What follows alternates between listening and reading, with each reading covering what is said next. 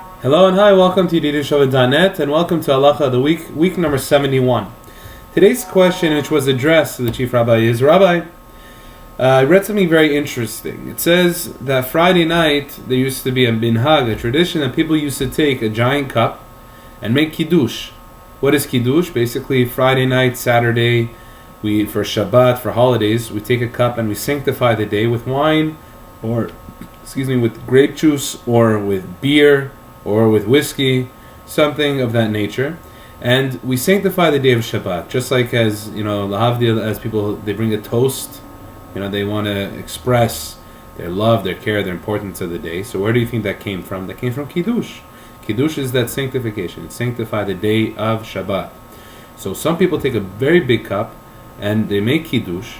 They drink a little bit of the cup, and then they pour a little bit into another cup and pour it into another cup, and they say this cup is for tomorrow's KIDDUSH and this cup is for Havdalah. After Shabbat, the blessing over the wine. So the question is this our custom? Do we have anything to do with this? So the Rabbi says something very nice. He says that this custom has nothing to do with us. Why? Because when you have a KIDDUSH cup, big cup, no matter how big it is, and you drink a little bit from it, when you drink a little bit from it, it becomes pagum. You know what pagum means? It means like damaged a little bit.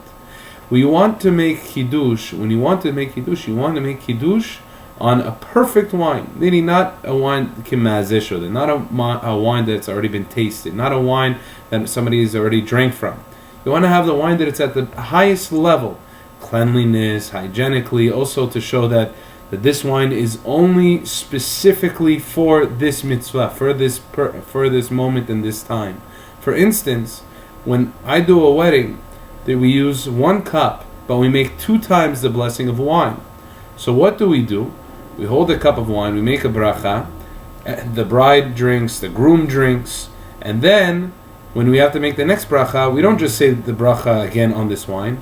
We once again fill up the wine cup in order that we use as if it's a brand new wine cup, a brand new wine for this special occasion. Because you don't want to ever bring the level of the wine. You don't want to show that it's you're just using a wine for it. You want to show that you brought specifically not this bottle of wine, but this wine for this mitzvah. You don't want to make it like a hand-me-down. That's the way how it works with these mitzvot. So the Rabbi says that this cup of wine that they drink from, that they pour for the next day and they pour for the next day, it's a very nice gesture. You want to continue your mitzvot. But when it comes to the importance and the beauty of making KIDDUSH, you have to have a wine that you didn't drink from. You don't want to use that. Other people may also feel a little bit appalled in order to drink from that. You want to make sure everyone is part of the mitzvah. Everyone wants to be included in saying KIDDUSH. Everyone wants to drink part of that KIDDUSH. But if you drink from it, and it could possibly make the drink pagum, which means it could possibly make the drink like damaged a little bit. It loses its highest value, and therefore the KIDDUSH may not be at its best. So Bezrat Hashem, this time when we say KIDDUSH, we see that that when I'm pouring this wine, that shows that I'm specifically doing for now, Friday night. I'm holding my cup. I don't have to have a cup this big. I can have a cup, it has 1 revi'it at least. Revi'it is about 3 ounces, and you make KIDDUSH on a 3 ounce cup. And that's it. You make KIDDUSH, you drink, you give it out, whatever you want.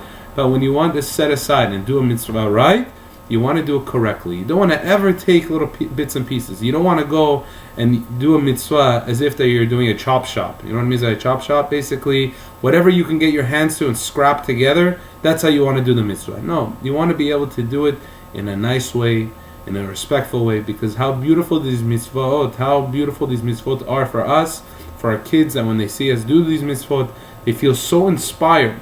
So that's the way of how we have to try to be able to do the mitzvah for ourselves. Because I promise you one thing, and that is, you're not just inspiring everyone else, you're also bringing inspiration to yourself. I wish you a beautiful day.